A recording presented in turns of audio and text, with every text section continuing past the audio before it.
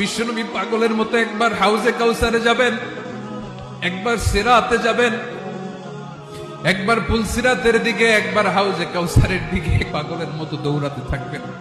তার কোন গুনাহগার উম্মত যাতে জাহান্নামে ঢুকে না যায়, সেদিন কেউ সুপারিশ করতে পারবে না বিশ্বনবী ছাড়া।